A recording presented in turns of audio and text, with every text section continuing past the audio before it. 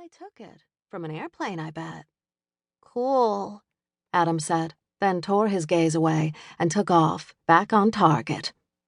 Talia moved to the doorway. He shot her a look that said he was too old to have his mother watching out for him, but she stuck out her tongue and stood her ground. As he ran down the hall, weaving through groups of students, her gaze slid back to the forest fire photograph. Should she have commented on it like that? Most of the doctors she talked to would have said no, that she should either ignore his fascination or distract him from it. Maybe Talia was naive, but that didn't seem right to her. Treat it as normal. That's what she thought she should do.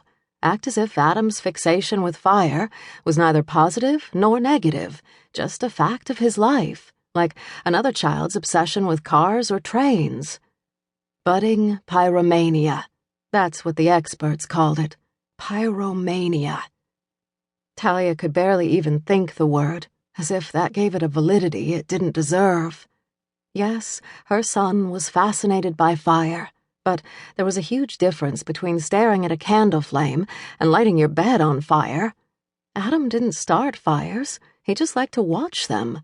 And, yes, maybe that was a warning sign, but pyromania seemed a simplistic explanation that ignored so many other things. When Adam struck out in anger, which was luckily very rare, his hands were hot enough to give a physical jolt, like touching fire itself. The last time he'd done that, 3 months ago, with a bully at school, he'd left a mark on the kid's skin. That's when the parade of experts had started. Now, after months of searching, she'd ended up here, at the office of a different kind of doctor, a college professor. She looked at the nameplate again. Robert Vasic, Ph.D. Nothing to indicate his area of expertise, or even his department. She could have looked that up. She should have. No one could accuse Talia of being anything less than thorough, especially when it came to her son's care. But this time, when the nurse at the last specialist's office had taken her aside and slipped her Vasic's number, she'd made an appointment without even looking him up. She was that desperate. "Do you think he forgot about us?" Talia jumped and looked at the student Adam had nearly bowled over. The young woman smiled. "Sorry, I was just wondering whether Dr. Vasic was going to show up. He can be a bit absent-minded." "Oh?" Talia said, trying to sound interested as she leaned to look for Adam. "Last month, we were supposed to have a quiz, and he completely forgot about it." The girl grinned. "Not that anyone complained." Adam was still at the vending machine, trying to make a decision.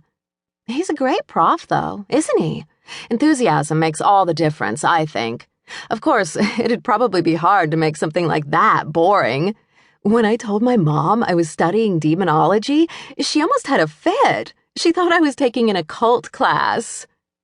Talia stared at the young woman. Her mouth opened, but before she could speak, the student continued.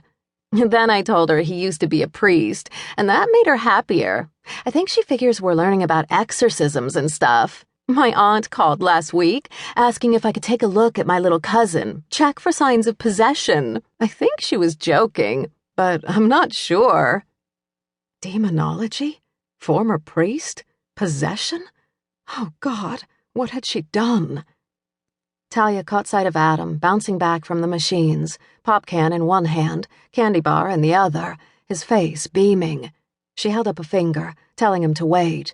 Then she grabbed her purse and his homework, murmured something to the student about remembering another appointment, and raced out. "Mom?" Adam said as she hurried to him. "What?" "The appointment was canceled." "So we don't have to stay?" A momentary shadow, then another sly look. "It's getting late to go back to school."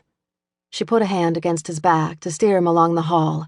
"Definitely too late, but I think there's still time for the arcade, and I bet it isn't too busy at this time of day. No lineup for Pac-Man." Another grin. "Cool." They'd caught the attention of a slender, bearded, middle-aged man. With his tow-headed good looks and infectious grin, Adam often won the attention of strangers, but it was usually indulgent smiles and the occasional pat on the head. This man, who'd been rushing down the hall, had stopped and was frowning slightly, as if he recognized them. "Ms.